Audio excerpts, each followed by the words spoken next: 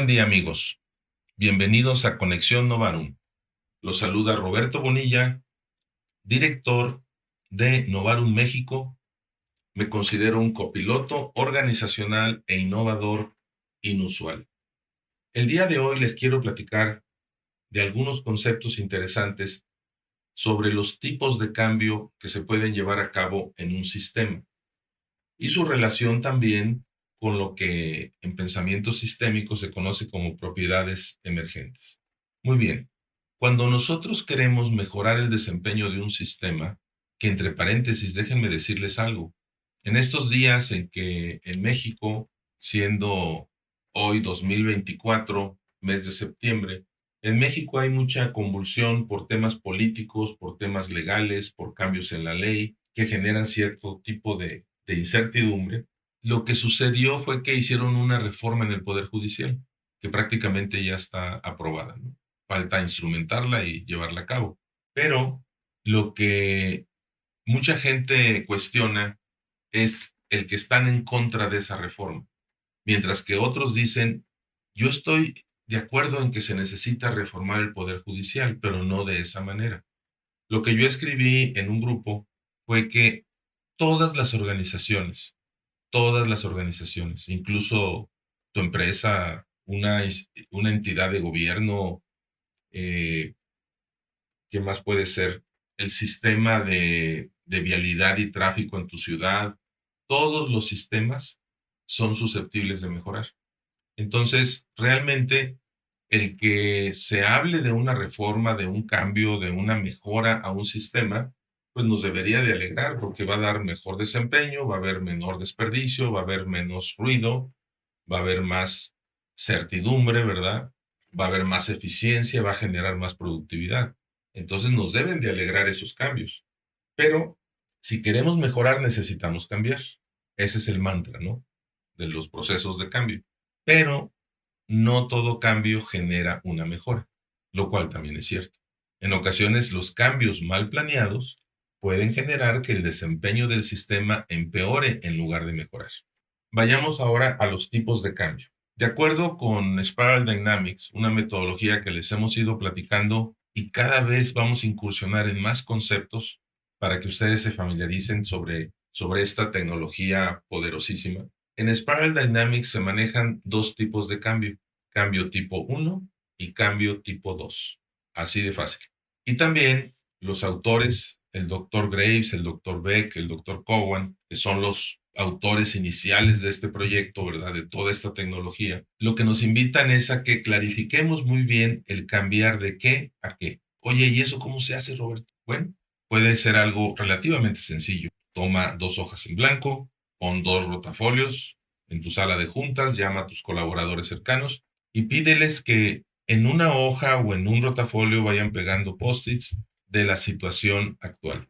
Devoluciones, mala productividad, ausentismo, vacantes no cubiertas, materias primas subiendo el precio. En fin, tú describes toda la realidad de cómo está operando tu empresa el día de hoy, o tu organización o tu institución a la que perteneces o a la que tú diriges. Y luego la otra hoja o en el otro rotafolio pon la situación deseada. ¿Qué te gustaría que fuera diferente respecto al primer elemento? Y no necesariamente es escribir lo contrario de cada uno de los post-its o de las frases que pusiste en la primera hoja, del punto de partida, ¿sí? De tu realidad actual. Sí, mucho va a ser poner lo contrario, pero en otras ocasiones simplemente va a ser erradicar por completo lo que estás viviendo el día de hoy en ciertas variables e incorporar nuevas variables que no estás teniendo el día de hoy. Por ejemplo, tal vez hoy estás muy pobre en el tema de planeación y acá vas a poner una planeación, pero van a haber más elementos asociados con esa planeación. Crear escenarios, definir rumbos estratégicos, activar diálogos estratégicos. Entonces ya tienes dos listas que a nivel de frases, prosa, describen situación actual, situación deseada.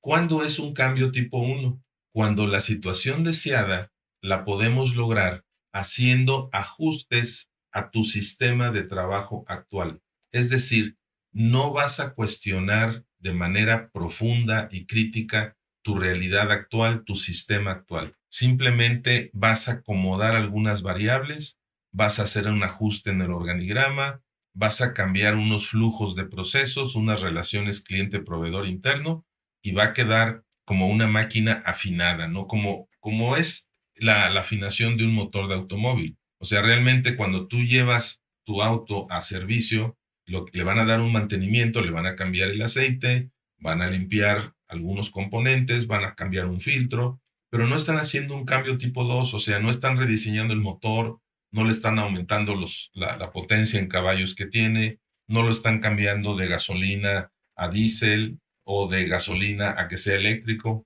que esos serían cambios tipo 2.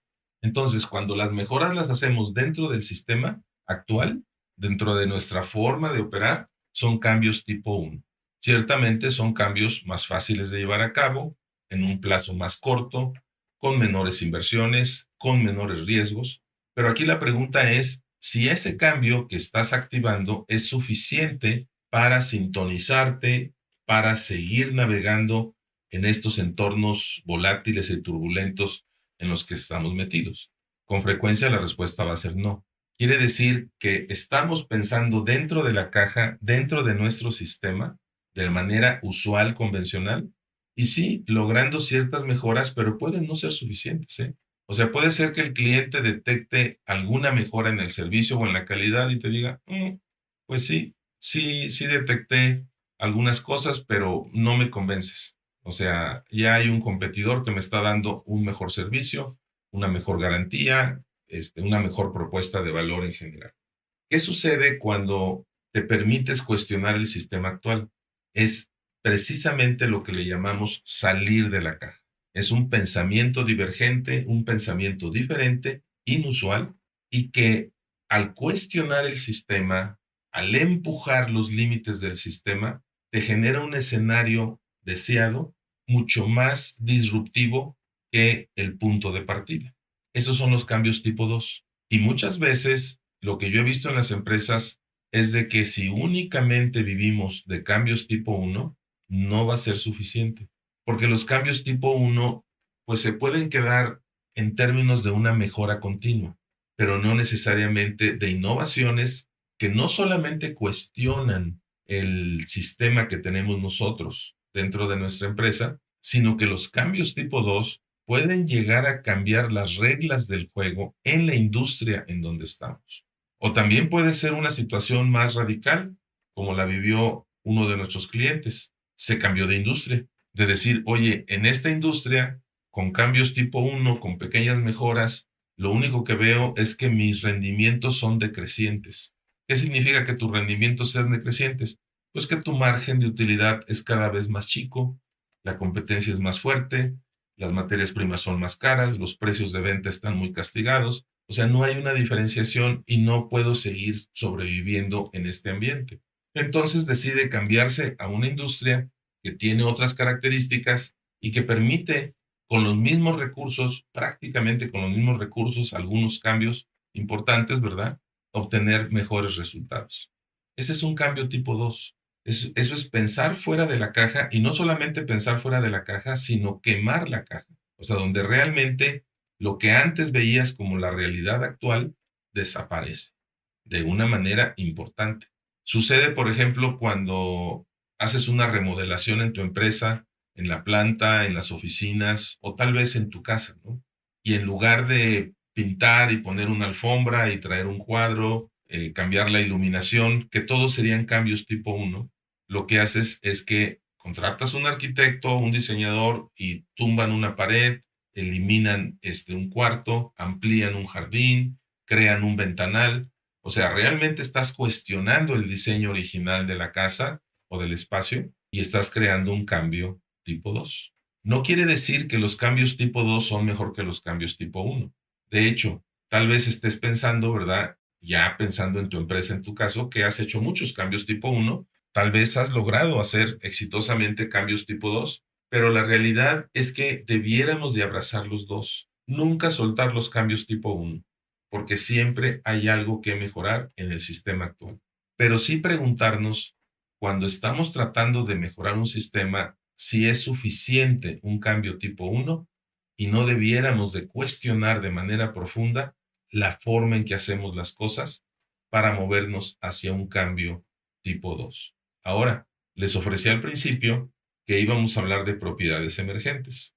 En teoría de sistemas, en pensamiento sistémico, se acuñó este concepto de propiedades emergentes y finalmente lo podemos interpretar como aquellos elementos o aquellas manifestaciones de un sistema, vamos a pensar en tu empresa, en tu organización, que se presentan con el paso del tiempo derivado de los cambios que hicimos. Por ejemplo, estaba escuchando que las ciudades que tienen un gran congestionamiento en su vialidad y deciden ampliar las opciones para que más carros circulen por ahí, un paso a desnivel, un segundo piso, 3 carriles más, expropian propiedades para derribarlas y crear una vialidad más, generan implícitamente una propiedad emergente hacia el futuro que lejos de que se convierta en una solución, lo único que va a suceder es que al ver que hay más espacio, más usuarios van a optar por comprar carro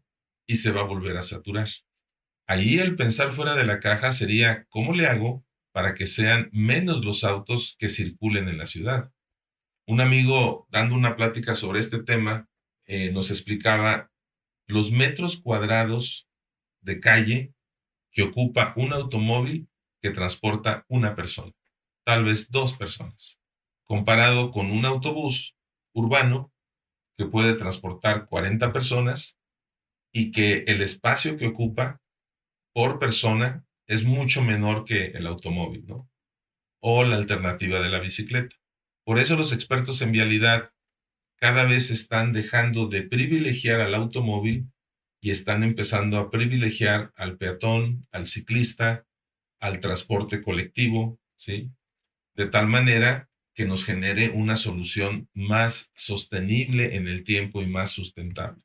Esas propiedades emergentes, lo vimos en un episodio anterior también, tiene que ver con sabiduría.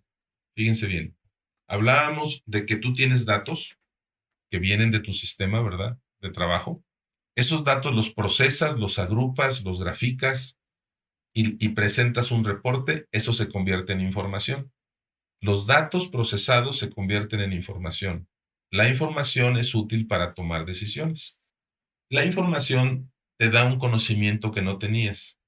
Muy probablemente te permite ver lo que no veías, detectar patrones, detectar tendencias, detectar aspectos muy valiosos, ¿sí? Bueno, datos, información, conocimiento. Ya conoces algo que no sabías. Pero si profundizas en el análisis, vas a tener una comprensión, ¿sí? Que les platicaba que en inglés la palabra que se utiliza es understand. Understand en realidad son 2 palabras, under, abajo, y stand, lo que está visible, arriba, ¿no? Entonces, understand es irte a la profundidad, abajo del iceberg, ¿verdad? En la parte que no se ve, y tener una comprensión todavía más profunda de las conexiones y de las relaciones causa-efecto entre las variables. Y muchos autores en esa cadenita que les estoy platicando, datos, información, conocimiento, comprensión, después agregan sabiduría.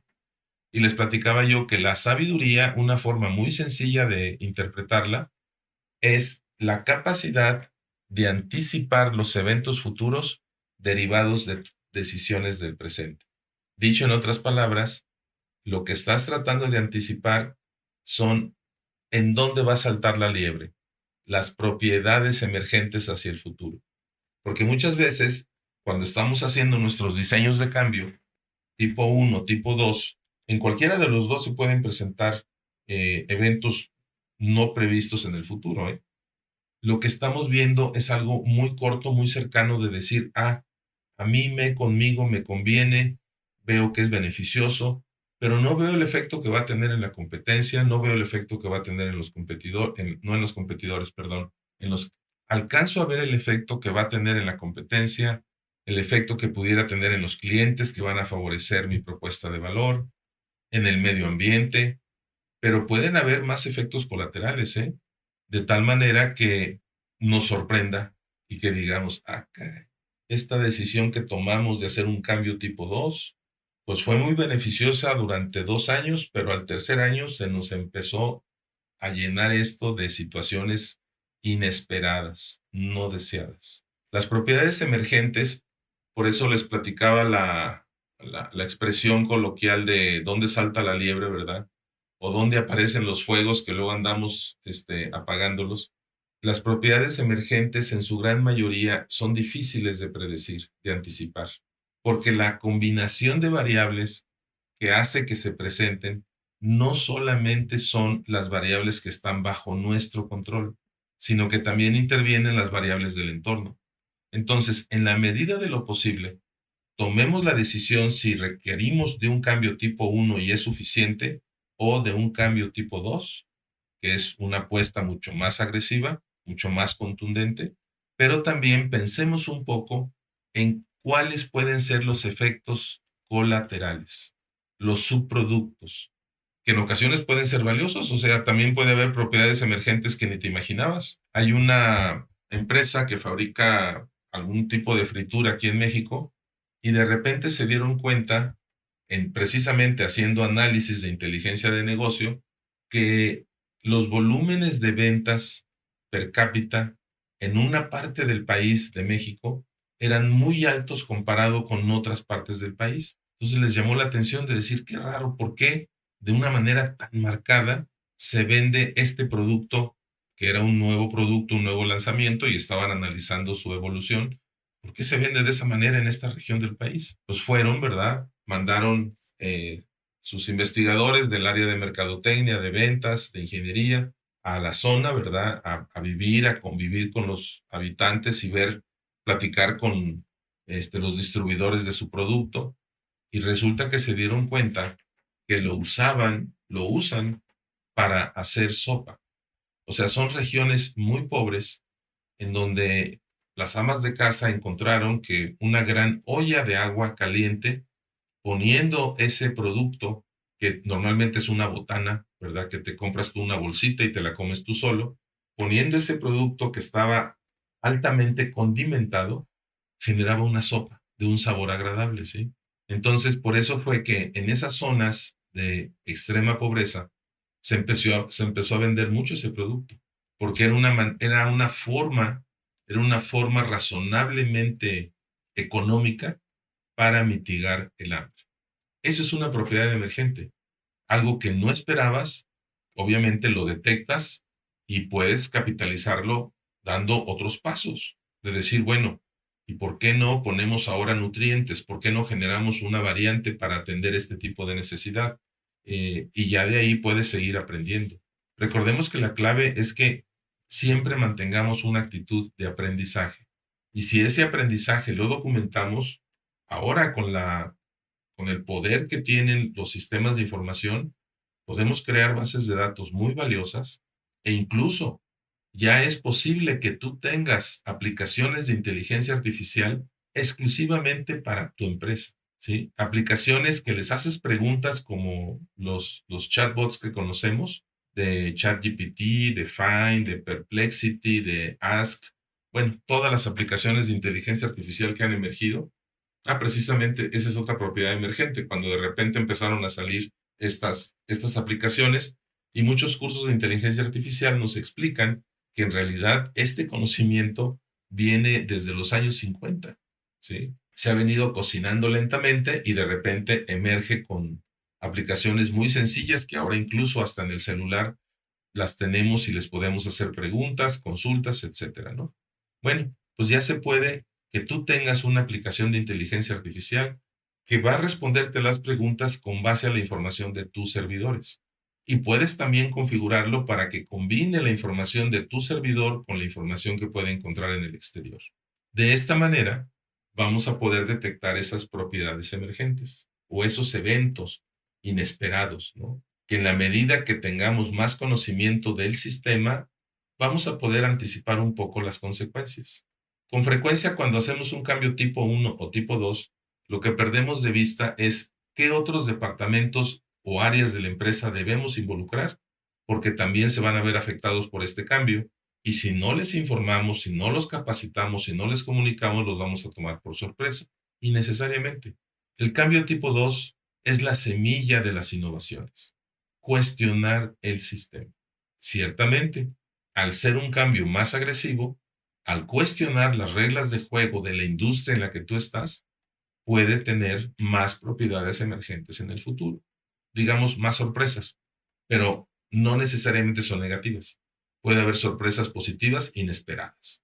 ¿Qué sucedió en México en 2009 cuando tuvimos también un brote de pandemia? No recuerdo cómo se llamaba, no era COVID, era otro, creo, le llamaban algo así como H1N1, una cosa así. Fue un periodo corto, pero recuerdo muy bien en mayo del 2009 porque yo estaba organizando un evento para traer una oradora de precisamente la maestra de la película Escritores de la Libertad, que tal vez han visto, que me parece fabulosa, un caso de la vida real. A esta maestra Erin la íbamos a traer a varias ciudades de México a dar conferencias, pero los eventos nos los cancelaron por ese brote de un virus, ¿verdad? Bueno, ahí se presentó una propiedad emergente para una compañía fabricante de gel para las manos. Solamente en el mes de mayo vendieron todo el presupuesto que tenían contemplado para el año completo, 2009. Un evento inesperado, ¿sí? Un cisne negro, ¿verdad? Como diría el autor de ese concepto, Nassim Taleb, algo improbable, inesperado, que se presenta. Una propiedad emergente cuando se combinan toda una serie de variables y en este caso te favorece si tú eres el fabricante de gel. Para terminar, les quiero compartir una metáfora que concibió el doctor David Bohm, que habla mucho del orden implicado. Él insiste en que lo explícito, lo que alcanzamos a ver en nuestras empresas, en nuestra sociedad, en nuestra vida diaria, es muchísimo menor que lo implícito. O sea, todo lo que no vemos, toda la dinámica de variables que se están conjugando y que hacen que se presenten ese tipo de manifestaciones. Y él pone un ejemplo muy interesante que los invito a que cuando tengan oportunidad lo prueben. Tal vez ustedes han ido en su ciudad al campo, ¿verdad? Distraerse, esparcirse, respirar aire puro y que por ahí pase un río. Si observan el río, se van a dar cuenta que en algún punto del río y probablemente cerca de la orilla se forman torbellinos, como unos vórtices que incluso se ve cómo las hojitas o las pequeñas ramitas son absorbidos por estos vórtices que están girando a una muy alta velocidad. La pregunta es, ¿por qué se formó un vórtice ahí? ¿Por qué no se formó en la mitad o por qué no se formó del otro lado? No, está exactamente ahí donde tú lo estás viendo y lo más deseable es que de manera segura esté al alcance de tu mano. Bueno, te invito a que metas la mano al agua y saques ese vórtice. Imagínate que metes la mano por abajo cuidadosamente, la levantas, el vórtice sigue dando vueltas en tu mano. Ya sabemos que eso no va a suceder, ¿verdad? Es imposible que suceda. Pero entonces, ¿por qué ahí sí está el vórtice y no lo puedo sacar? ¿Existe o no existe? Es una propiedad emergente. Hay una cantidad de cosas que sucedieron río arriba. Un tronco caído, una roca, la configuración del fondo del río, la velocidad, el volumen de agua que provocó que en ese momento preciso que tú estás viendo, que estás observando, estás viendo el vórtice. Incluso puedes hacer una prueba también. Mueve tu mano aguas arriba y crea una barrera. Vas a ver que el agua se desvía alrededor de tu mano y desaparece el vórtice. Esas son las propiedades emergentes. Es una combinación de variables que de manera inesperada se presenta. Hay que estar atentos porque en ocasiones, como les digo, son muy favorables. Los cambios tipo 2 tienen más probabilidad de generar en el futuro cercano, mediano, lejano, propiedades emergentes. Y lejos de sorprendernos, deberíamos de extasiarnos, aprender, ¿verdad? Y decir, ah, caray, esto no lo vi venir. A ver, ¿qué fueron las variables que no tomé en cuenta que generaron esto y que probablemente hasta en el peor de los casos anulan el valor del cambio que yo intenté? Los invito a que los cambios tipo 1, digamos tipo mejora continua, los mantengan siempre en sus organizaciones. Siempre habrá cosas que mejorar, con algunas excepciones, ahorita les digo, y que reflexionen cuando convenga hacer cambios tipo 2. Yo tengo una frase que dice que detrás de lo imposible está la innovación. Cuando ustedes dicen que algo no se puede hacer y ahí se quedan, están perdiendo la oportunidad de innovar y están perdiendo la oportunidad de hacer un cambio tipo 2 y probablemente de cambiar las reglas del juego en la industria en donde están. O sea, observen sus palabras y recuerden, detrás de lo imposible están las innovaciones, los cambios tipo 2. Les dije hace un momento que les iba a comentar algo sobre la mejora continua. También en YouTube tenemos un video sobre este tema, sobre innovación y mejora continua. La mejora continua nada más tiene una desventaja que yo he identificado como relevante y que se las dejo para que la analicen. ¿Cuándo no conviene utilizar mejora continua? Cuando lo que estamos mejorando no debiera de existir. Repito, ¿cuándo no debemos utilizar mejora continua? Cuando lo que estamos mejorando no debiera de existir. Y eso se presenta, por ejemplo, en muchos procesos manuales, en formatos que llenas, en firmas que recabas, que todo eso se puede digitalizar. Entonces ya no le metas más a ese sistema con cambios tipo 1. En realidad, cuestiónalo y digitaliza tus procesos, que son cambios tipo 2. Estás cuestionando de manera más fuerte lo que estás haciendo. Y a lo mejor hay problemas crónicos o cosas recurrentes que todos los días estás con un dolor de cabeza constante, ¿verdad? Real o metafórico el dolor de cabeza, pero no acabas de erradicar ese problema, ¿no? O ahí está continuamente como la piedrita en el zapato, ¿no? Tú simplemente no lo mejores, o sea, elimínalo y haz un rediseño radical, tipo 2, y ahora sí vas a dar un salto en tu desempeño. Aprendamos a abrazar cambios tipo 2. No soltemos los cambios tipo 1 con el granito de sal de que reflexionemos si vale la pena mejorar aquello que no debiera de existir en tus procesos de administración, operativos, comerciales, etc. Esto es Conexión Novarum y los invitamos a seguirnos escuchando y compartir nuestros episodios. Date de alta en nuestras redes sociales, nos vas a encontrar prácticamente en todas como Novarum México para que sigamos estando actualizados. Muchas gracias.